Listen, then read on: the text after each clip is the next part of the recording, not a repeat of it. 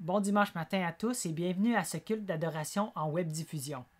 C'est un plaisir pour Laura et moi de nous joindre à vous dans le confort de chez soi pour élever le nom de notre grand Dieu.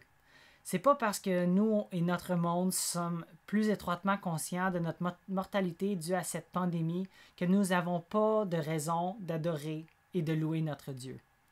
Autant quand nos vies sont débordantes d'abondance que quand nous traversons des terres inconnues ou que nous sommes sur la route semée de souffrances, nous pouvons chanter « Béni soit le nom du Seigneur, car il siège sur son trône éternellement ».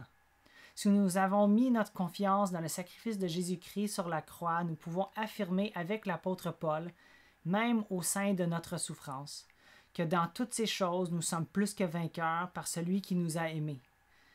Il continue, « Car j'ai l'assurance que ni la mort, ni la vie, ni les anges, ni les dominations, ni les choses présentes, ni les choses à venir, ni les puissances, ni la hauteur, ni la profondeur, ni aucune autre créature ne pourra nous séparer de l'amour de Dieu manifesté en Jésus-Christ notre Seigneur. C'est pour cela que nous chantons « Béni soit ton nom ».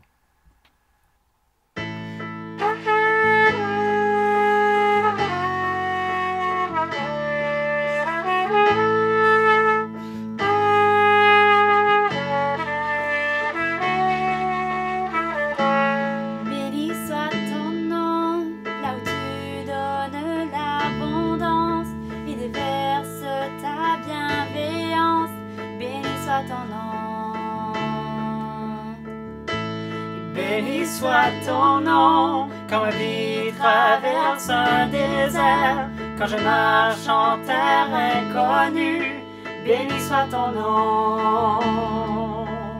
Tes bienfaits font naître en moi des chants de louange, même mon cœur de la nuit, Seigneur, je redirai, béni soit le nom du Seigneur.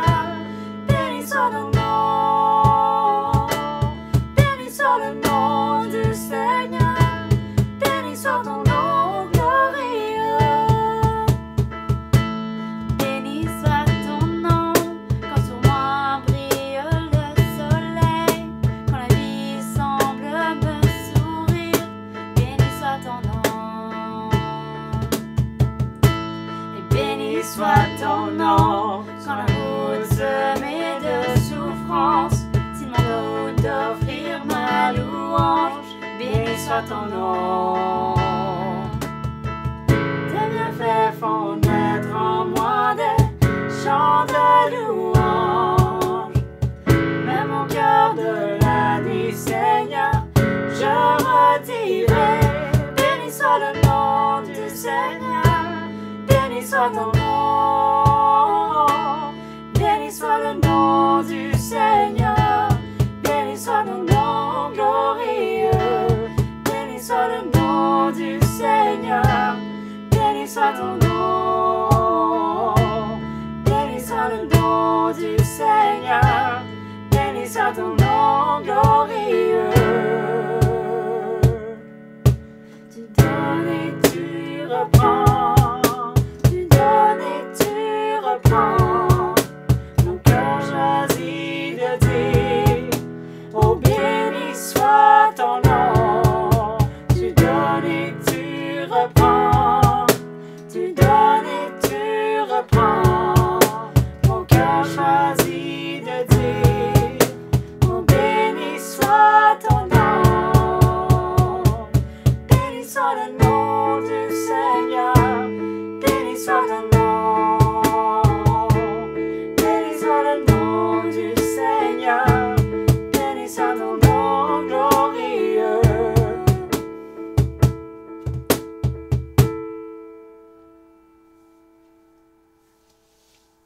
Béni soit ton nom. Quel beau chant. Les paroles, tes bienfaits font naître en moi des chants de louange, et même au cœur de la nuit, Seigneur, je redirai, béni soit le nom du Seigneur.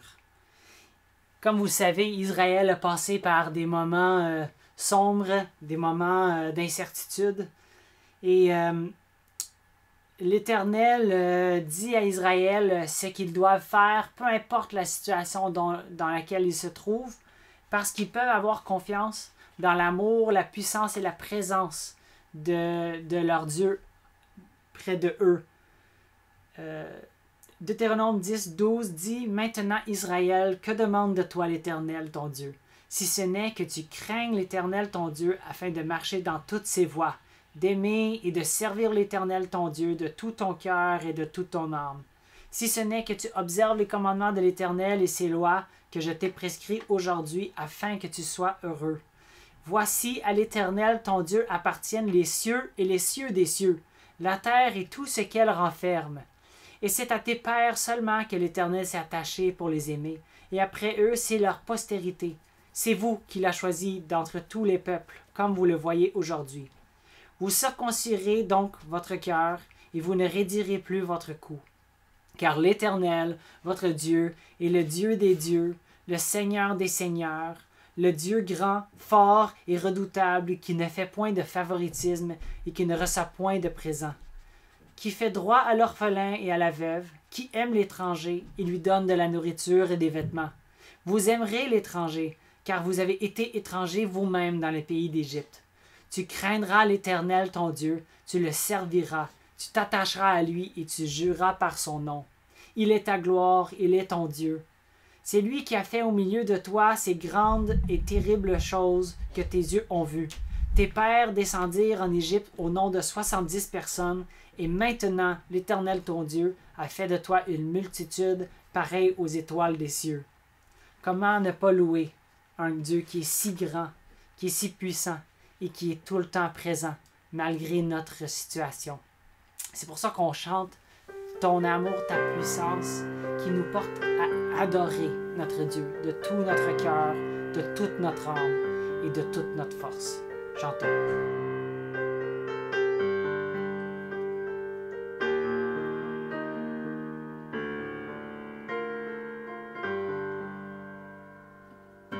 Ton amour, ta puissance, ta présence dans ma vie. Ton amour, ta puissance, ta présence dans ma vie. Et je veux t'adorer de tout mon cœur. Et je veux t'adorer de toute mon âme. Et je veux t'adorer de toute ma force. Car tu es mon Dieu. Tu es mon Dieu. Ton amour, ta puissance, ta présence dans ma vie. Ton amour, ta puissance, ta présence dans ma vie. Et je veux t'adorer de tout mon cœur. Et je veux t'adorer de toute mon âme. Et je veux t'adorer de toute ma force. Car tu es mon Dieu, tu es mon Dieu. Ton amour, ta puissance, ta présence dans ma vie. Ton amour, ta puissance, ta présence dans ma vie. Et je veux t'adorer de tout mon cœur.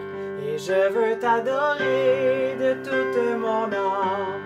Et je veux t'adorer de toute ma force. Car tu es mon Dieu. Tu es mon Dieu.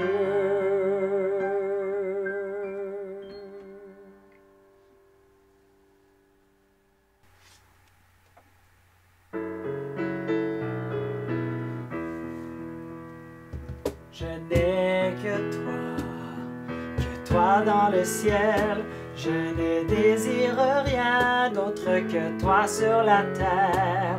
Si je suis faible, ou même si je tombe, Dieu est le soutien de mon cœur. Dieu, tu es le soutien de mon cœur. Mon héritage est mon plus grand bien. Oh oui, Dieu, tu es le soutien de mon cœur. Près de toi je me sens bien. Quand mon cœur était plein d'amertume, je perdais la raison et je n'y voyais plus rien. Mais Dieu s'approcha pour me saisir la main. Dieu est le soutien de mon cœur. Dieu, tu es le soutien de mon cœur, mon héritage et mon plus grand bien. Oh oui, Dieu, tu es le soutien de mon cœur. Près de toi, je me sens bien.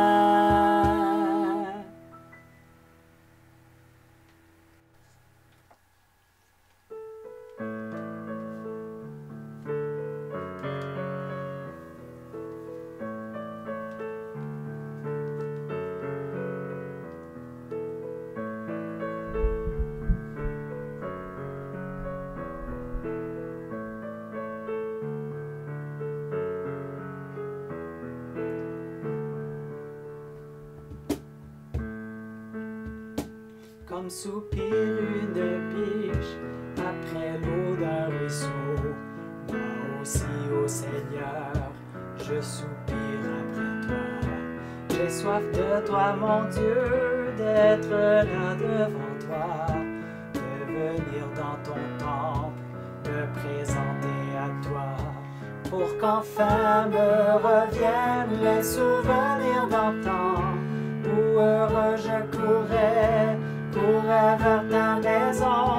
Je voudrais retrouver cet amour et ce feu, encore une fois brûlé, être fou amoureux de toi, attaché à tes pas, vivre à ta parole et au son de ta voix, pour qu'enfin me reviennent les souvenirs d'antan.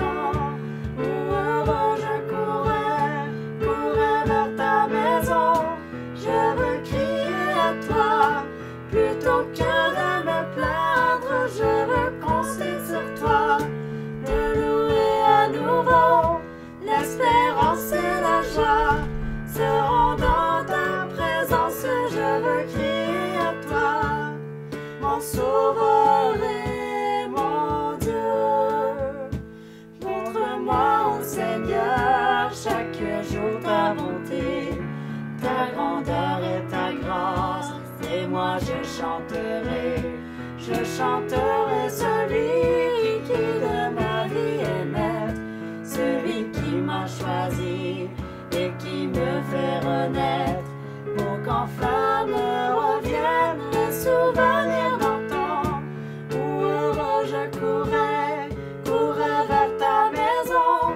Je veux crier à toi, plutôt que de me plaindre, je veux compter sur toi, te louer à nouveau. L'espérance et la joie seront dans ta présence. Je veux crier à toi, mon sauveur et mon Dieu. Je veux crier à toi, plutôt que de me plaindre, je veux compter sur toi, te louer à nouveau. L'espérance et la joie seront dans ta présence. Je veux crier à toi, mon sauveur et mon Dieu.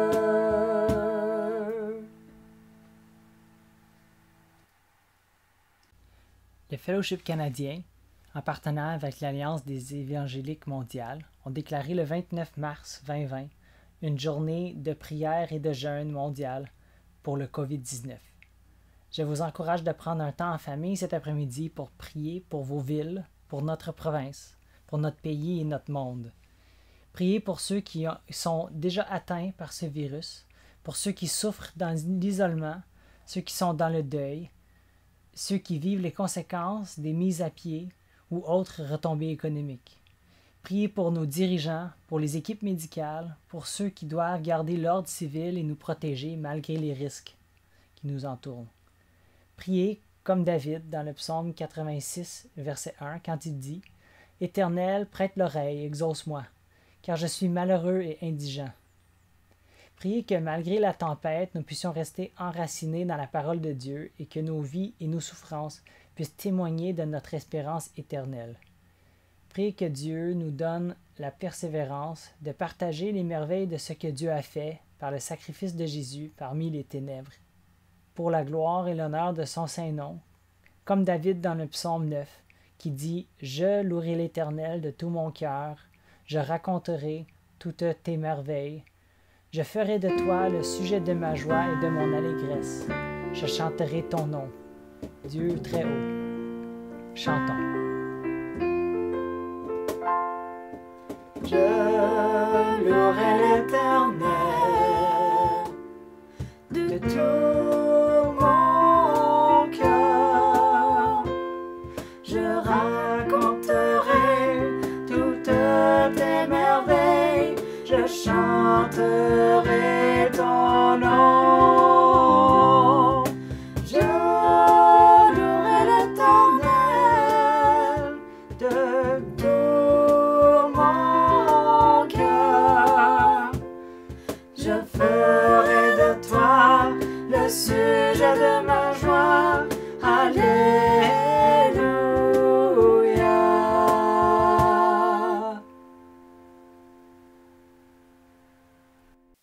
Prions le Seigneur. Oui, Seigneur, nous nous courbons devant toi aujourd'hui. Nous nous joignons à nos frères et nos sœurs qui sont réunis partout au Canada et ailleurs dans le monde. Nous nous courbons ce matin pour t'invoquer. Nous courbons, Seigneur, pour te demander ton action et ta direction en ce moment, dans ces moments difficiles, Seigneur. Nous voulons te prier, Seigneur, pour ceux qui sont en autorité. Nous voulons te demander de prendre soin d'eux, Seigneur, de ceux qui sont sur le front, ceux qui travaillent dans le système hospitalier, pour les infirmières, pour les infirmiers, pour les préposés, pour les médecins, Seigneur, pour l'administration. Nous te demandons, Seigneur, ta main sur ces gens. Père, nous prions aussi pour ceux qui ont besoin d'une protection toute spéciale, pour ceux qui sont malades présentement, ceux qui sont affligés, Seigneur, par cette maladie, par le COVID-19. Nous te demandons, Seigneur, de pouvoir guérir le plus grand nombre et que le moins de personnes ici dans notre belle province meurent de cette maladie, Seigneur. Nous te demandons que ta souveraineté soit à l'œuvre et que ta direction soit manifeste ici dans cette province. Seigneur, nous te demandons ta protection sur ton peuple, en particulier ceux qui ont perdu leur emploi cette semaine. Daigne encourager et soutenir ceux qui sont affligés présentement. Seigneur, nous réalisons que nos vies sont dans ta main, que l'homme n'est qu'un souffle, n'est qu'une vapeur, que notre arrogance nous mène à rien, Seigneur. Permets que ces moments d'épreuve puissent nous amener à nous humilier devant toi et reconnaître ta souveraineté et ta puissance. Seigneur, nous te demandons pardon pour nos péchés cette semaine. Nous confessons, Seigneur, avoir besoin d'un sauveur, d'avoir besoin de toi, Seigneur, à tous les moments de notre vie. Nous désirons, Seigneur, de façon altruiste, chercher le bien d'autrui. Aide-nous, Seigneur, à nous soumettre aux autorités et à rester à la maison en cherchant le bien des autres. Seigneur, nous voulons prier d'une façon toute spéciale aujourd'hui pour nos missionnaires. Nous voulons te demander, Seigneur, pour Johnny Gravino en Italie, pour Pierre Bolduc en France, Seigneur. Nous te demandons pour Pasteur Paul et l'Église Baptiste Salim de Dondon en Haïti, Seigneur.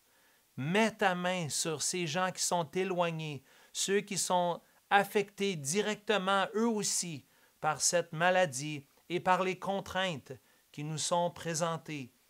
Nous prions aussi pour nos missionnaires au Québec.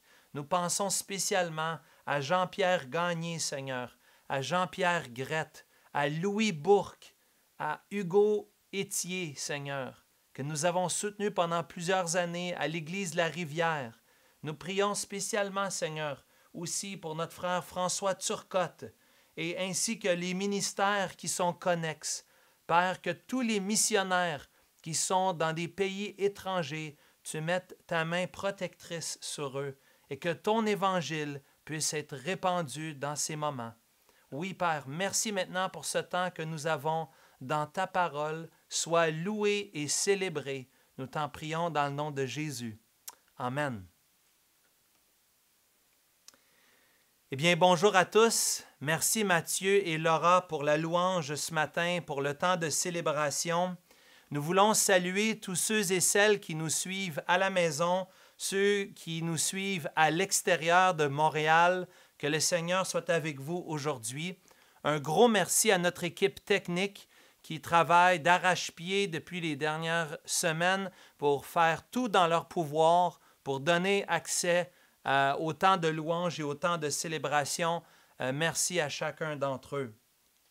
Merci à chacun de vous d'avoir relevé le défi que nous avons lancé la semaine dernière, que d'appeler, que de prendre l'occasion pour prendre contact avec quelqu'un, d'avoir utilisé les moyens technologiques même et de communiquer par vidéoconférence. Merci à tous ceux et celles qui se sont appelés et qui ont pris soin les uns des autres.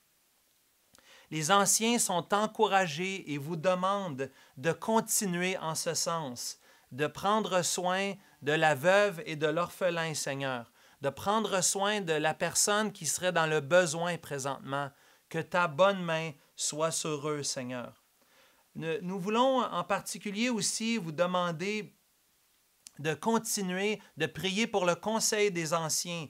Le Conseil des Anciens a besoin de vos prières présentement, que le Seigneur nous éclaire et nous donne la sagesse nécessaire pour prendre les décisions qui doivent être prises.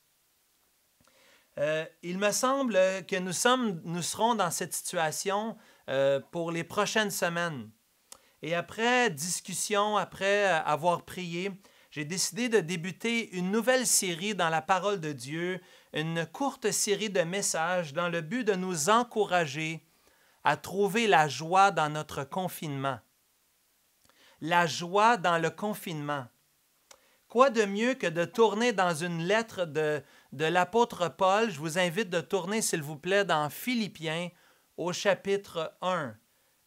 Philippiens chapitre 1, parce que nous allons voir comment l'apôtre Paul a vécu son confinement et comment il a adressé l'Église qui est à Philippe, les Philippiens, dans le but de les encourager dans des moments difficiles.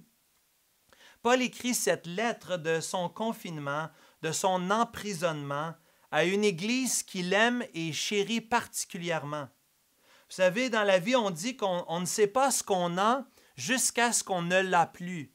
You don't know what you have until it's gone. Et aujourd'hui, on dirait que ça fait partie de notre nature humaine d'avoir besoin de passer par ces moments pour pouvoir apprécier davantage, pour même dans nos cœurs que cela crée un désir supplémentaire dans le but d'apprécier et de reconnaître les autres. Eh bien, malgré le fait que nous ne pouvons pas nous assembler comme nous le faisons régulièrement, comme nous le faisons physiquement, en fait, aujourd'hui, dimanche 29 mars, ça aurait été un dimanche pour prendre le repas du Seigneur, mais le Seigneur n'a pas permis ainsi. Nous allons quand même prendre l'occasion ensemble de tourner dans la bonne parole de Dieu pour chercher unité et réconfort. Je vous invite d'aller dans Philippiens 1, versets 1 à 11. Je vais lire dans la bonne parole de Dieu. Voici ce que dit la parole dans Philippiens 1 au verset 11. Paul et Timothée, serviteurs de Jésus-Christ, à tous les saints en Jésus-Christ qui sont à Philippe, aux évêques et aux diacres, que la grâce et la paix vous soient données de la part de Dieu, notre Père, et du Seigneur Jésus-Christ. Je rends grâce à mon Dieu de tout le souvenir que je garde de vous, ne cessant dans toutes mes prières pour vous tous, de manifester ma joie au sujet de la part que vous prenez à l'Évangile depuis le premier jour jusqu'à maintenant. Je suis persuadé que celui qui a commencé en vous cette bonne œuvre la rendra parfaite pour le jour de Jésus-Christ. Il est juste que je pense ainsi de vous tous, parce que je vous porte dans mon cœur, soit dans mes liens, soit dans la défense et la confirmation de l'Évangile, vous qui tous participez à la même grâce que moi. Car Dieu m'est témoin que je vous chéris tous avec la tendresse de Jésus-Christ.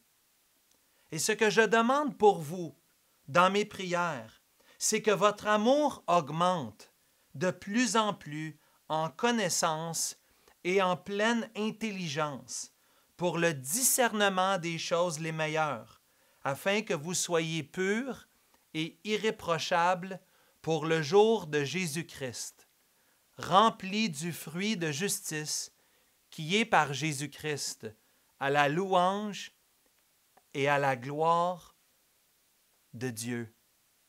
Amen. Que le Seigneur bénisse sa parole dans nos cœurs ce matin. Le message ce matin va dans le même sens que cette nouvelle série, La joie dans le confinement. Et aujourd'hui, j'aimerais voir 3 choses avec vous. D'abord, cet acronyme STP, salutation, témoignage et prière. Salutation à toute l'Église dans les versets 1 à 2. Témoignage affectueux pour l'Église dans les versets 3 à 8. Et troisièmement, les prières pour l'Église dans les versets 9 à 11. Avant de regarder notre passage, j'aimerais juste vous rappeler que cette lettre a été écrite autour de l'an 60 ou 61 après Jésus-Christ. Pour ceux qui veulent avoir un peu plus de contexte sur l'Église qui a commencé après le 2e voyage missionnaire de l'apôtre Paul, il faudrait tourner dans Acte 16. Je ne le ferai pas ce matin, mais vous pouvez le faire peut-être plus tard à la maison, à partir du verset 12. Acte 16, à partir du verset 12, vous avez l'histoire de la naissance de l'Église qui est à Philippe. L'Église qui a commencé en fait avec Lydie dans Acte 16, les versets 13 et 14.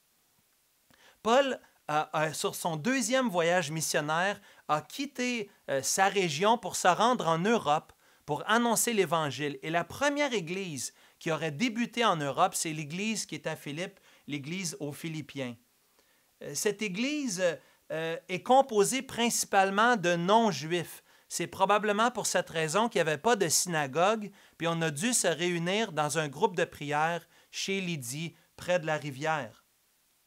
L'Église, oui, je disais, est principalement composée de non-juifs, et il y avait des défis dans cette Église. Paul veut exhorter l'Église, il va le faire plus tard dans la lettre, mais avant de les exhorter, il veut les encourager.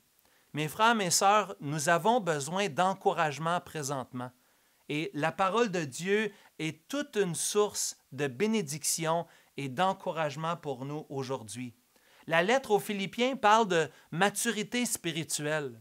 La lettre aux Philippiens parle de la joie dans l'épreuve, du contentement. On va voir ce que c'est la paix et même la consécration envers Dieu. Plein de thèmes importants seront adressés dans les prochaines semaines dans le but que nous puissions vivre la joie dans le confinement. D'abord, regardons la première lettre, le S pour salutation à toute l'Église. Salutation à toute l'Église dans les versets 1 et 2. Paul n'avait pas le privilège que nous avons aujourd'hui de communiquer par des moyens électroniques. Paul avait écrit une lettre, soit de sa main ou soit qu'il l'avait dictée, peut-être même à Timothée, pour que cette lettre soit donnée aux Philippiens. Paul adresse l'Église en d'abord incluant Timothée et en disant « Nous sommes les serviteurs de Jésus-Christ ». Le mot littéralement ici veut dire « esclave ». Et c'est peut-être un jeu de mots de l'apôtre Paul. Oui, Paul est placé en esclavage, en prison de façon involontaire. Mais rendez-vous bien compte que Paul dit volontairement, je suis d'abord esclave serviteurs de Jésus-Christ. Moi et Timothée, avant n'importe quel emprisonnement, au-delà de n'importe quel isolement, au-delà de n'importe quel confinement, premièrement, nous sommes serviteurs de Jésus-Christ. Nous sommes ses disciples, nous servons notre Maître dans ces moments même aujourd'hui. Paul voit son emprisonnement comme un privilège et l'occasion pour lui de déclarer qu'il est d'abord serviteur de Jésus-Christ. Et ensuite, on voit au verset 1 qu'il s'adresse à toute l'Église. Ce que j'aime de la lettre de Paul aux Philippiens, c'est que dès le verset 1, tout le monde est concerné. Tout le monde est adressé ici dans ce texte. Remarquez au verset 1 d'abord, Paul dit que tous les saints sont visés, mais deuxièmement aussi, il parle des évêques et des diacres. C'est-à-dire qu'il va parler tous les saints, ça veut dire tous ceux qui sont saints de position, ceux qui connaissent le Seigneur comme Sauveur et Seigneur, ceux qui sont des disciples en Jésus, mais aussi il va adresser le leadership de l'Église. Il parle aux évêques, c'est-à-dire à ceux qui surveillent le troupeau, et aussi aux diacres, aux diaconos, aux personnes qui servent dans l'assemblée. Et Paul ici dit que toute l'Église est concernée et toute l'Église reçoit ce mot de bénédiction au verset 2. Remarquez au verset 2, Paul dit que la grâce et la paix vous soient données de la part de Dieu, notre Père, et du Seigneur Jésus-Christ. Peut-être que quand tu as lu ce verset tout à l'heure, tu as passé rapidement. Peut-être que tu t'es dit c'est une salutation usuelle ou habituelle, où l'apôtre va adresser puis va dire que la grâce et la paix vous soient données. Mais mes frères, mes sœurs, nous savons que présentement, nous avons besoin de la grâce et de la paix du Seigneur en ces moments. Nous avons besoin de la grâce ici. Ce n'est pas d'abord ici la grâce salvatrice, mais plutôt la grâce qui nous donne la puissance pour vivre la vie chrétienne. La grâce, ce n'est pas seulement le cadeau, la faveur imméritée que nous avons reçue le jour de notre salut, mais la grâce, nous en avons besoin à tous les jours pour nous soutenir. La grâce, l'amour, la bonté, la miséricorde de Dieu nous est nécessaire, oui, en ces moments difficiles. Nous voyons aussi la paix. Et la paix ici n'est pas seulement dans l'original, l'idée n'est pas seulement une paix dans les difficultés, mais aussi une bénédiction de la présence de Dieu dans notre vie. La paix veut dire pas seulement l'absence d'anxiété, mais cet état total de bien-être. C'est-à-dire ce qui est le résultat, le fruit du pardon des péchés et de la réconciliation en Jésus-Christ. Nos péchés sont pardonnés, nous les disciples de Jésus. Et dans un sens, peu importe ce qui nous arrive, le plus grand problème de notre vie, si nous avons placé notre foi en Jésus, est absolument réglé. Nous avons la paix avec Dieu par Jésus-Christ. Et donc, Paul peut introduire et souhaiter cette bénédiction, grâce et paix. Et aujourd'hui, mes frères, mes sœurs, nous avons besoin de la grâce et de la paix. Je ne peux pas m'empêcher, en ces moments, de vous inviter, peut-être toi qui es à la maison, qui regarde présentement, qui a entendu les louanges, les prières et maintenant qui voit la parole. As-tu reçu d'abord le cadeau de la vie éternelle? Est-ce que tu es en paix avec ton Créateur? Peut-être qu'il y a un enfant qui est à la maison aujourd'hui, un enfant, un adolescent. Profite de l'occasion aujourd'hui pour régler tes comptes avec Dieu, pour que ce verset s'applique à toi, pour que tu puisses dire « J'ai la grâce de Dieu, la paix de Dieu, d'abord dans mon salut, mais aussi à tous les jours de ma vie, alors que je marche avec le Seigneur Jésus. » Donc, premièrement, ici, on a vu la salutation, les salutations de Paul et de Timothée envers l'Église de Philippe. Mais deuxièmement, S, salutation T, pour témoignage affectueux pour l'Église dans les versets 3 à 8. Paul donne ici un témoignage de reconnaissance. C'est vraiment un bon exemple pour chacun d'entre nous. Parfois, on veut dire des choses à d'autres personnes, mais il faut d'abord s'arrêter et réfléchir comment on peut être reconnaissant pour la personne qui est devant nous, pour la personne qui est à côté de nous. Avant d'exhorter ou de reprendre quelqu'un, comment puis-je être reconnaissant envers quelqu'un? Paul ici démontre sa reconnaissance pour l'Église qui est à Philippe. Je vous dis, Paul veut encourager les Philippiens. Il va les exhorter. On va voir ça dans quelques temps. Mais d'abord, il veut les encourager. Et remarquez au verset 3 comment Paul va commencer à la bonne place. La bonne place à commencer pour encourager quelqu'un, c'est d'abord de regarder à Dieu. Regardez au verset 3. Paul peut dire, « Je rends grâce à Dieu de tout le souvenir que je garde de vous. » La reconnaissance première pour une autre personne commence par une reconnaissance, une action de grâce envers Dieu. Parce que c'est Dieu qui fait l'œuvre dans la vie d'un autre croyant. Dieu est là, Dieu est à l'œuvre. Regardez au verset 6, c'est Dieu qui non seulement a commencé une bonne œuvre, mais remarquez au verset 6, il va rendre cette œuvre parfaite pour le jour du Seigneur, le jour de Jésus-Christ.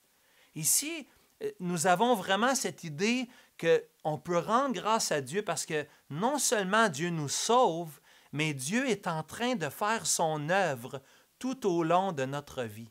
On peut rendre grâce à Dieu pour l'œuvre qu'il accomplit chez les autres, pour le travail qu'il est en train de faire, qui continue de s'établir. Jérémie, le prophète, a dit dans Jérémie 29, versets 11 à 13, « Je connais les projets que j'ai formés sur vous, dit l'Éternel, projets de paix et non de malheur, afin de donner un avenir et de l'espérance. Vous m'invoquerez et vous partirez, vous me prierez et je vous exaucerai, vous me chercherez et vous me trouverez si vous me cherchez de tout votre cœur. » D'abord, l'œuvre de transformation, ça commence avec Dieu. Et Dieu a des projets pour nous. Dieu a une œuvre qu'il veut accomplir au travers nous.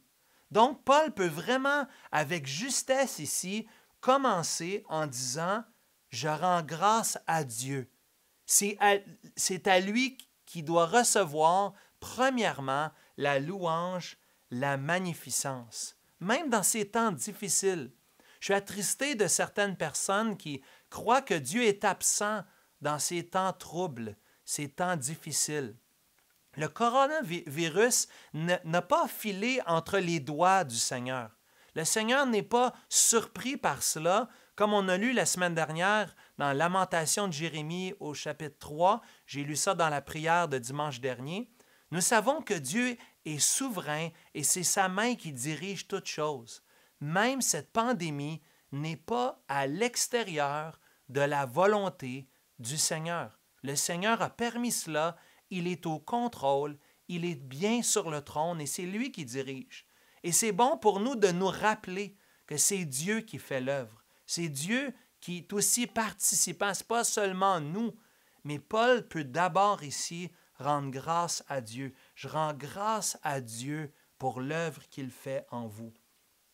Remarquez avec moi ici la relation intime. Si j'avais peut-être 3 sous-points ici dans ces témoignages de reconnaissance, le premier sous-point serait cette relation intime.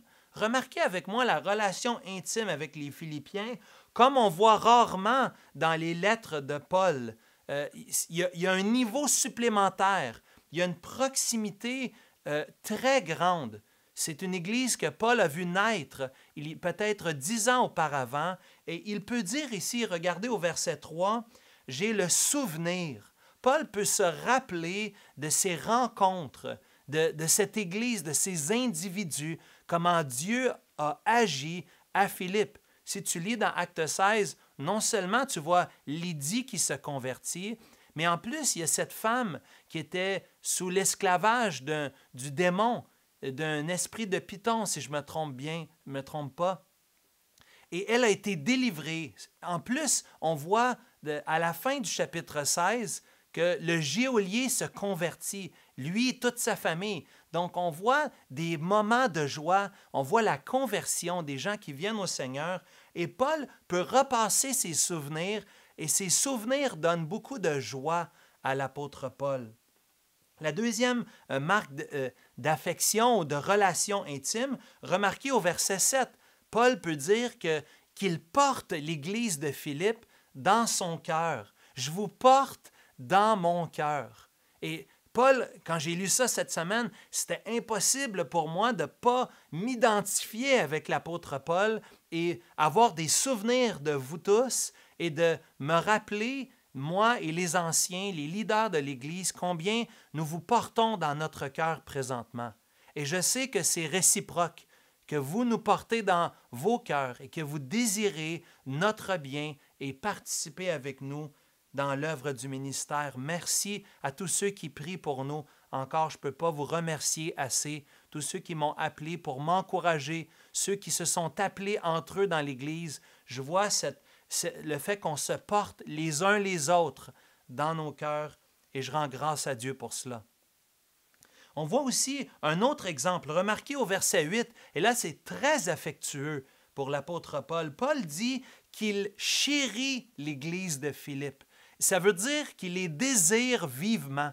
Il a vraiment le désir dans son cœur d'être avec eux, d'être en communion avec eux, de savoir comment ils vont. Même, il va dire à la fin du verset 8 que c'est avec la tendresse de Jésus-Christ. C'est-à-dire la tendresse, le mot fait référence aux entrailles. Le mot fait référence à un amour dans nos tripes, on dirait en bon québécois, un amour profond, un amour qui vient et qui parle avec émotion. Et Paul, ici, on peut s'imaginer son émotion, qu'il est ému en pensant à ses frères, à ses sœurs. Il a des souvenirs d'eux autres, il les porte dans son cœur, il les chérit particulièrement avec la tendresse de Jésus-Christ. Et Paul va à un point tel, remarque au verset 8, Paul va à un point tel qu'il dit « Dieu m'est témoin de cela. Dieu m'est témoin de ce sentiment, de cette affection, de cette relation intime que j'ai pour vous. » Quand on dit « Dieu m'est témoin » dans la parole, à l'époque, ça voulait dire que c'était sérieux, c'est une affirmation à souligner, à mettre en caractère gras. C'est le temps pour nous de reconnaître l'amour que Paul avait pour l'Église de Philippe et l'amour que nous avons les uns pour les autres dans l'Église Emmanuel et dans les églises qui sont représentées ici aujourd'hui. C'est le temps de dire à la personne à côté de toi que tu l'aimes. Tu es peut-être assis dans ton canapé, prends l'occasion de serrer la personne qui est à côté de toi. Donne-lui la main. Donne à ton épouse ou à ton enfant la main. Démontre de l'affection. On a besoin dans ces temps difficiles de communiquer notre amour les uns pour les autres. Mais je t'encourage de faire de la même chose, non seulement envers les gens de ta famille, mais aussi envers les gens de l'Église. Profite de l'occasion, puis je sais que plusieurs l'ont fait, en démontrant leur amour et leur affection les uns pour les autres dans l'Assemblée. Et comme pasteur, comme ancien à l'Église Emmanuel, c'est un grand sujet de joie pour moi de voir qu'on est en train de démontrer cette affection-là. Et je vous demande d'être intentionnel, même de dire à d'autres que vous les aimez. Dites-le. C'est pas juste de les appeler, mais dites-le clairement et que ça vienne vraiment de nos tripes, d'un amour profond, comme nous pouvons voir l'apôtre Paul l'affirmer aujourd'hui dans Philippiens 1. On voit non seulement cette relation intime, mais rapidement, on voit deuxième sous-point, si vous voulez, dans ce témoignage affectueux, on voit l'unité. Regarde au verset 4, au verset 7 et au verset 8, cet emploi du mot « tous ». On va voir ça souvent dans l'Évangile, dans la lettre aux Philippiens. Nous allons voir cette idée de tous. Il y a vraiment un appel d'unité au corps. Même Paul va s'identifier lui-même avec eux. Remarquez au verset 7, il dit aux Philippiens qu'ils ont eu la même grâce que moi. Paul n'a pas tendance à se mettre sur un piédestal. Au contraire, Paul s'identifie comme un serviteur, comme un esclave, et on voit vraiment cette marque d'unité dans le tous du Philippien et dans cette idée de même. On s'identifie vraiment avec les gens. Et je crois que ça va être un moment, une force même, lorsqu'on va tourner dans le reste du livre de Philippe, de Philippiens, pour voir comment il y a l'unité et comment c'est un encouragement pour nous, malgré notre distance, de rechercher, de préserver, de conserver l'unité que le Seigneur a placée au milieu de nous. Et le troisième et dernier sous-point, et je crois que c'est un point extrêmement important dans ce témoignage chaleureux, ce témoignage affectueux, Paul va parler de sa joie. Et je crois que c'est vraiment important. Regardez au verset 7, la joie de Paul, malgré les liens. C'est un peu paradoxal de parler de joie. Parce que ce qu'on voit aujourd'hui en général, surtout si on allume un peu la télévision, regarde les nouvelles, ce qu'on voit, c'est plutôt des gens qui sont inquiets, des gens qui sont troublés, des gens qui se posent des questions sur les ramifications. Puis on se pose un peu les mêmes questions, frères et sœurs. Mais Paul ici, il trouve sa joie malgré la captivité. Cette lettre de captivité, la lettre aux Philippiens, Paul a aussi écrit d'autres lettres dans son emprisonnement, celle des Colossiens, celle des Éphésiens et celle aussi à Philémon. Paul n'est pas dans le confort dans son confinement comme nous le sommes, mais pensons pas que Paul était au fond du donjon. Probablement que Paul aurait eu la permission, la liberté d'accueillir des visiteurs.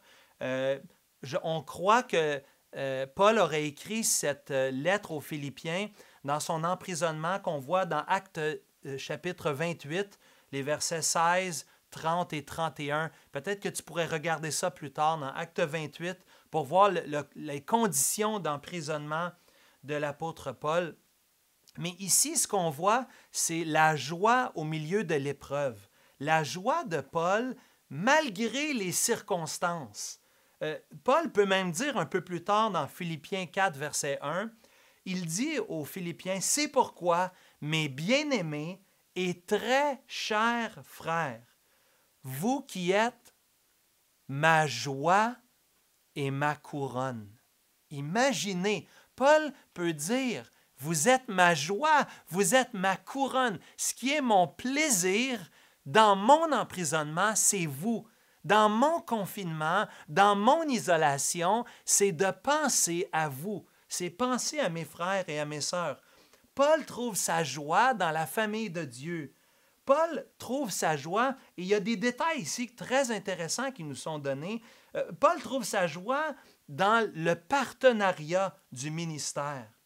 Du fait que, regardez au verset 5, du fait qu'ils prennent part. Ils prennent part à l'Évangile. Et ici, qu'est-ce que ça veut dire prendre part à l'Évangile? Prendre part à l'œuvre de l'Évangile. Concrètement, les commentateurs nous disent que c'est probablement deux choses. D'abord, dans Philippiens 4, les versets 14 et 16, je peux vous les lire. Philippiens 4, versets 14 et 16, quelques pages plus loin. Paul peut dire, « Cependant, vous avez bien fait de prendre part à ma détresse. Vous le savez vous-même, Philippiens, au commencement de la prédication de l'Évangile, lorsque je partis de la Macédoine, aucune Église n'entra en compte avec moi pour ce qu'elle donnait et recevait. Vous fûtes les seuls, vous étiez les seuls à le faire, car vous m'envoyâtes déjà à Thessalonique et à 2 reprises de quoi pourvoir à mes besoins. » On voit ici la participation financière. Paul peut dire aux Philippiens, vous êtes partenaires de l'Évangile parce que vous participez financièrement à l'œuvre de Dieu. Et je sais que plusieurs d'entre vous, frères et sœurs de l'Église Emmanuel, vous donnez selon vos capacités, vous voulez continuer de soutenir l'œuvre de l'Évangile, non seulement à l'Église Emmanuel, mais jusqu'aux extrémités de la terre avec nos missionnaires. Nous prions que le Seigneur puisse continuer de pourvoir à tous vos besoins et nous vous remercions pour vos prières et pour votre générosité. Mais Paul ici va le mentionner non seulement dans Philippiens 4, versets 14 et 16, mais aussi dans 2 Corinthiens chapitre 8, les versets 1 à 5. On n'aura pas le temps de regarder ce verset-là ensemble ce matin. Donc, premièrement, on pense que le partenariat de l'Évangile, c'était un partenariat financier, c'est-à-dire qu'il soutenait et s'assurait que les besoins de l'apôtre Paul étaient remplis. Mais deuxièmement, nous voyons aussi, regardez au verset 27 du chapitre 1, Philippiens 1, verset 27, nous croyons aussi qu'il y avait cette participation dans la défense du message de l'Évangile dans leur milieu. Regardez au verset 27. Paul dit « Seulement conduisez-vous d'une manière digne de l'Évangile de Christ, afin que soit que je vienne vous voir, soit que je reste absent, j'entende dire de vous que vous demeurez ferme dans un même esprit, combattant d'une même âme pour la foi de l'Évangile. » Regardez au verset 15 et 16 du chapitre 2, versets 15 et 16. Paul va dire « Afin que vous soyez irréprochables et purs, des enfants de Dieu irrépréhensibles, au milieu d'une génération perverse et corrompue, parmi laquelle vous brillez comme des flambeaux dans le monde, portant la parole de vie, et je pourrai me glorifier au jour de Christ de ne pas avoir couru en vain, ni travaillé en vain. » Paul ici peut se réjouir de la participation des Philippiens, premièrement financière, mais aussi parce qu'ils combattent avec Paul pour l'Évangile, parce qu'ils sont des lumières qui brillent dans les ténèbres. Mes frères, mes sœurs, nous avons ici beaucoup à nous encourager, que nous puissions être le sel de la terre, la lumière du monde dans ces moments difficiles, que nous puissions, avec les moyens que nous avons, faire des coups de téléphone, utiliser notre Facebook, trouver la façon de parler aux gens et de dire « Oui, nous avons des questions, mais nous sommes sans crainte. Nous n'avons pas peur. Notre paix est en le Seigneur et le Seigneur nous a donné quelque chose que personne ne peut nous enlever, même dans ces moments difficiles. » Et même dans les moments difficiles, on peut quand même être partenaire pour l'Évangile. Chers frères et sœurs, quel témoignage aurais-tu à rendre aujourd'hui? Un témoignage affectueux au sujet des frères et des sœurs dans l'Église, mais aussi un témoignage envers les gens du dehors, envers les gens qui ne connaissent pas le Seigneur. Comment pourrons-nous être comme les Philippiens qui prenaient part et qui brillaient pour l'Évangile? Donc, d'abord, on a vu les salutations de toute l'Église dans les versets 1 et 2. Ensuite, on a vu le témoignage affectueux pour l'Église dans les versets 3 et 8. Et finalement, ce matin, au verset 9 à 11, nous allons voir la prière de l'apôtre Paul pour l'Église. Quelle prière magnifique ici nous avons dans Philippiens 1, versets 9 à 11. Déjà, on a la mention des prières au verset 4. Juste regardez au verset 4, quelques versets plus haut. Au verset 4, Paul va rendre grâce. Il commence en disant « Merci Seigneur, merci mon Dieu, merci pour l'Église qui est à Philippe. Je rends grâce à Dieu pour l'Église. Je suis reconnaissant pour l'œuvre que Dieu a commencée dans l'Église et qu'il va continuer de faire. » Mais ici, Paul va changer. Paul va orienter sa prière vers une prière une requête, une demande envers le Seigneur. Et c'est intéressant que cette requête s'adresse directement à la maturité spirituelle. Ce n'est pas que c'est mauvais de demander pour des choses terrestres. Rappelez-vous, dans le Notre Père, c'est correct de demander que le Seigneur pourvoie à notre pain quotidien, à nos besoins temporels. Mais ici, la prière de Paul, elle est premièrement au niveau spirituel. Il prie pour les Philippiens afin qu'ils aient la maturité spirituelle.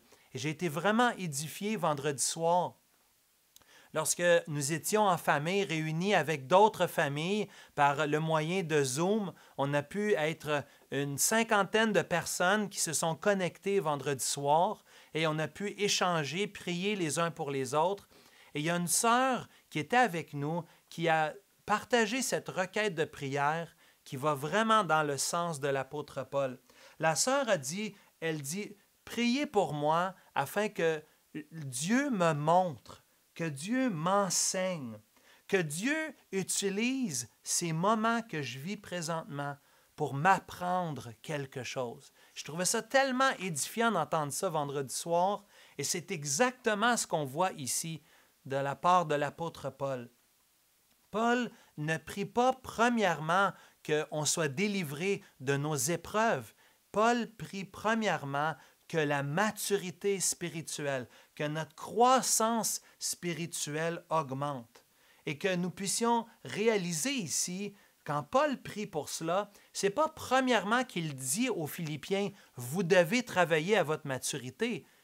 Paul prie que Dieu fasse cette œuvre dans la vie des Philippiens. L'action puissante de Dieu pour nous faire grandir passe souvent par l'épreuve. Vous êtes d'accord sans doute avec moi. Les plus grands moments de croissance dans ma vie, comme dans la vie de mon épouse, dans la vie de notre famille, c'est par les moments d'épreuve, par des moments de difficulté.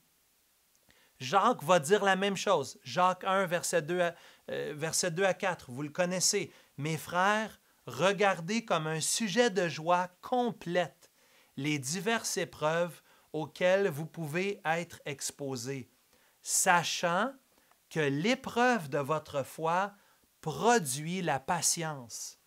Mais il faut que la patience accomplisse parfaitement son œuvre afin que vous soyez parfaits et accomplis sans faillir en rien. » De la même manière, remarquez dans Philippiens 3, verset 1, Paul va dire une phrase qu'on connaît de l'apôtre Paul. Paul dit « Réjouissez-vous dans le Seigneur ». Il le répète dans Philippiens 4 au verset 4. « Réjouissez-vous toujours dans le Seigneur ». Et les mots importants ici, ce n'est pas premièrement le « réjouissez-vous », mais c'est le « dans le Seigneur ». Ces trois mots-là sont extrêmement importants. Parce que notre joie ne dépend pas de nos circonstances. La joie ne dépend pas, premièrement, de ce qu'on peut avoir ou ne pas avoir, de notre liberté ou de notre confinement, de nos avoirs, de notre richesse ou notre sécurité, ou de l'absence de la disette. Non, notre joie dépend du Seigneur. La joie qu'on trouve n'est pas dans les circonstances, mais dans le Seigneur. C'est lui qui est notre Papa éternel. C'est lui, le Seigneur Jésus, qui a donné sa vie pour nous. C'est lui, le Saint-Esprit, qui habite en nous et qui nous anime par sa puissance. Notre joie est dans le Seigneur et dans ce que nous avons de plus précieux dans notre vie. Et ici, dans les versets 9 à 11, déjà une application pour chacun d'entre nous. Le Seigneur nous invite à prier pour tous les saints afin qu'ils grandissent. Dieu nous invite, Dieu m'invite, moi, comme ancien, vous, frères et sœurs, nous sommes tous invités de prier pour la maturité spirituelle des autres, que peu importe les circonstances, que nous trouvions notre joie, notre bonheur en Dieu. Et ça, c'est la maturité qui apporte cela dans notre cœur. Seigneur, comment je peux te servir maintenant? Comment, Seigneur, je peux lutter dans la prière pour les autres maintenant? Comment je peux aider d'autres? Et ici, il y a une discussion à deux niveaux. On peut demander à celui qui ne vit pas avec l'autre personne de prier pour l'autre personne, mais c'est à celui aussi qui est receveur de partager des requêtes de prière. C'est à nous, mes frères et sœurs, surtout maintenant puisqu'on est isolés, de partager des requêtes de prière et d'ouvrir notre jeu, de faire confiance aux frères et aux sœurs et de partager nos luttes. Est-ce que tu luttes avec le découragement aujourd'hui? Est-ce que tu luttes aujourd'hui avec la fatigue ou le stress? Est-ce que tu luttes aujourd'hui avec ta patience? Est-ce que tu as des craintes ou des insécurités? Est-ce que tu luttes avec le fait que tu perds de la liberté? Tu ne peux plus sortir comme tu aimais faire ou comme tu voulais le faire. Peut-être que tu luttes avec des péchés. Aujourd'hui, tu es assis et tu me regardes. Peut-être qu'il y a des péchés que le Seigneur amène à ton cœur. Des péchés de convoitise, des péchés par rapport à l'argent, peut-être des péchés même par rapport à la sexualité. Puis c'est l'occasion comme jamais de partager ces requêtes de prière, tes luttes, tes combats, peu importe à quel niveau, toi de dire, je veux partager avec quelqu'un d'autre ce que je vis dans le but de grandir spirituellement. J'aimerais tellement, mes frères et mes sœurs, que cette épreuve que nous vivons présentement produise un enracinement spirituel pour chacun d'entre nous, un amour grandissant pour le Seigneur. Ici, c'est intéressant que Paul, regardez sa prière, on va la regarder rapidement, regardez la prière pour les Philippiens, il prie que leur amour augmente. Et ici, notre tendance naturelle, quand on entend parler d'amour, souvent, on pense à l'amour qui est affectueuse, un amour émotionnel. Et oui, il y a des émotions dans l'amour, mais Paul dirige sa prière. Il dit au verset 9 que l'amour augmente au-delà de l'émotion, que l'amour augmente en connaissance, que l'amour augmente en intelligence. Un amour intelligent, un amour qui augmente en connaissance, en intelligence spirituelle, comment ça fonctionne? Écoutez, c'est un amour informé, un amour qui est sage, un amour, ici, regardez au verset 10, qui discerne, qui sait faire la part des choses, qui sait discerner le bien du mal. Un amour pour Dieu et un amour pour sa parole. Nous, les frères et les sœurs, on est invités d'avoir cet amour grandissant pour Dieu. Que le Seigneur nous aide à avoir cette sagesse dans l'application des connaissances, dans le but de faire des liens dans la parole, dans le but de nous enraciner dans la parole de Dieu. Le Seigneur, ici, nous invite, par l'entremise de l'apôtre Paul, lorsqu'on prie pour les autres, d'avoir un amour qui augmente dans la connaissance, dans l'intelligence, dans la sagesse. Imaginez, c'est tellement merveilleux. C'est pas seulement d'avoir un amour sentimental ou émotif pour les autres, mais c'est d'avoir un amour informé d'après la parole de Dieu et enraciné dans la parole de Dieu. Nous voyons aussi l'objectif ultime. Remarquez ici l'objectif ultime que nous voyons, le « afin que » du verset 10 et la suite du verset 11, l'objectif étant que nous soyons purs, irréprochables pour le jour de Jésus-Christ. Encore, ça va avec cette idée du verset 6 que nous avons vu auparavant, que Dieu a commencé une œuvre en nous, il veut continuer cette œuvre et la rendre parfaite au jour de Jésus-Christ. Dieu veut que ton amour grandisse pour Dieu, pour ton prochain. Il veut que cela augmente tout au long de ta vie afin que tu sois pur, que tu sois irréprochable, que tu vives dans la sainteté et dans la piété, et que tu sois rempli du fruit de justice qui est par Jésus-Christ, à la gloire et à la louange de Dieu. On veut, dans ces moments précis, chercher la louange et la gloire de Dieu. Et comme dirait notre frère John Piper, ne gaspillons pas l'épreuve dans laquelle nous sommes placés aujourd'hui. Ne gaspillons pas l'occasion de prendre un pas de recul et de faire le bilan de notre vie spirituelle. La semaine dernière, on a parlé du pharisien, du publicain et de l'enfant, et du fait que la caractéristique de l'enfant de Dieu, c'est celui qui n'est pas arrogant, mais qui s'humilie et qui est comme un enfant qui dépend de Dieu. Mes frères, mes sœurs, cela, c'est pour l'entrée dans le royaume de Dieu, mais aussi pour le reste de notre vie, par humilité, en dépendant du Seigneur, que le Seigneur permette à ce que nous puissions grandir et ressembler de plus en plus au Seigneur Jésus-Christ. J'ai pensé justement au cantique dans le 263 dans le Célébrons Dieu, qui dit « Te ressembler, Jésus, c'est mon espoir suprême. Penser, agir, aimer, toujours plus comme toi. Par ton esprit, rends-moi semblable à toi. » Oui, c'est cette maturité que nous voulons avoir dans nos pensées, dans nos actions, dans notre amour informé pour les autres. Donc, en conclusion ce matin, Paul nous présente dans la lettre aux Philippiens sa joie dans le confinement. Sa joie dans le confinement se trouve dans le STP, dans cette salutation, dans ce témoignage affectueux, chaleureux pour l'Église, mais aussi, et bien sûr, dans ses prières qu'il fait pour les Philippiens.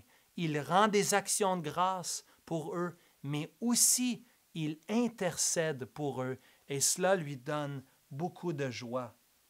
Dans les temps incertains qui sont devant nous, Paul nous rappelle que nous sommes des serviteurs de Jésus-Christ. Notre désir, c'est d'être transformés de l'intérieur, d'être enracinés dans la parole afin que nous puissions porter du fruit à l'extérieur, afin que nous puissions louer et glorifier Dieu même dans les circonstances que nous vivons aujourd'hui avec le COVID-19. Donc, de façon pratique, quelles seraient les implications pour nous aujourd'hui? J'aimerais vous laisser avec 4 choses ce matin. D'abord, profitons du moment d'arrêt pour trouver la grâce et la paix en Dieu pour nos vies.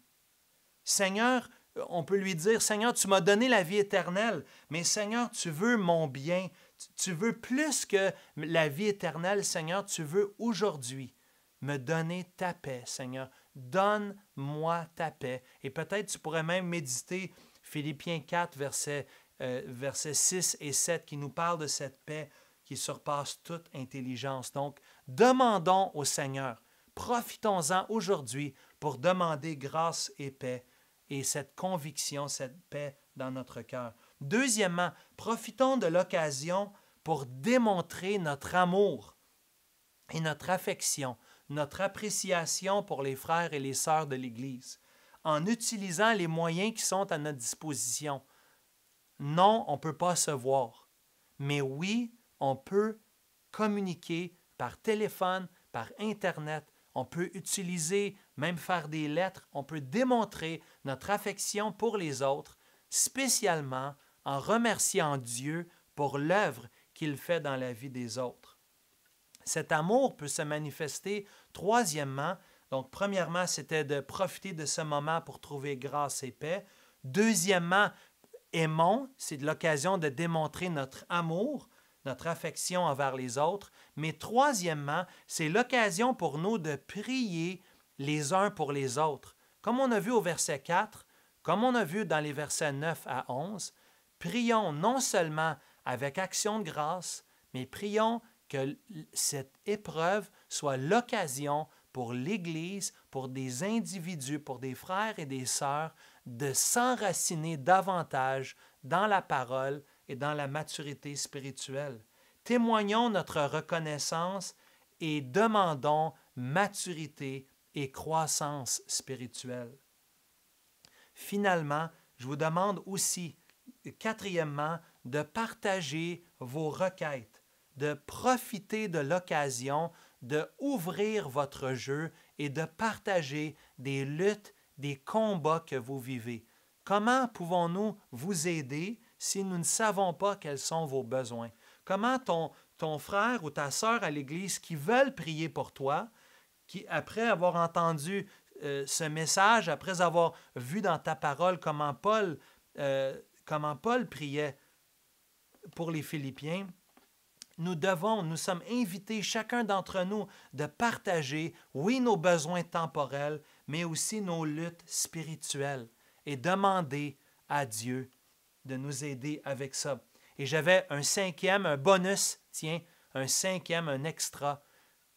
Continuons de participer dans l'œuvre de l'Évangile. Continuons de soutenir l'œuvre à l'Église, mais aussi de soutenir le combat d'être des lumières pour l'Évangile de Jésus-Christ. Mes frères, mes sœurs, j'aimerais prier pour vous maintenant, qu'on puisse se courber maintenant. Courbons-nous, s'il vous plaît. Père, nous te remercions pour ta bonne parole. Nous te remercions pour cette lettre que Paul a écrite aux Philippiens. Quelle bénédiction pour nous de considérer que 2000 ans plus tard, nous pouvons lire ces versets et nous les appliquer pour chacun d'entre nous aujourd'hui. Seigneur, je te remercie pour nos enfants qui sont tout autant invités à participer avec nous dans l'œuvre de l'Évangile. Oui, que nous puissions prier les uns pour les autres, nous aimer les uns les autres, nous soutenir les uns les autres dans ces moments d'épreuve. Notre confiance est en toi, Seigneur. Nous recherchons la louange et la gloire de ton Saint-Nom et te bénissons pour toutes ces choses dans le beau et précieux nom de Jésus-Christ. Amen. Que le Seigneur vous bénisse et qu'il vous fortifie, chacun d'entre vous. Au plaisir de se revoir bientôt. Amen.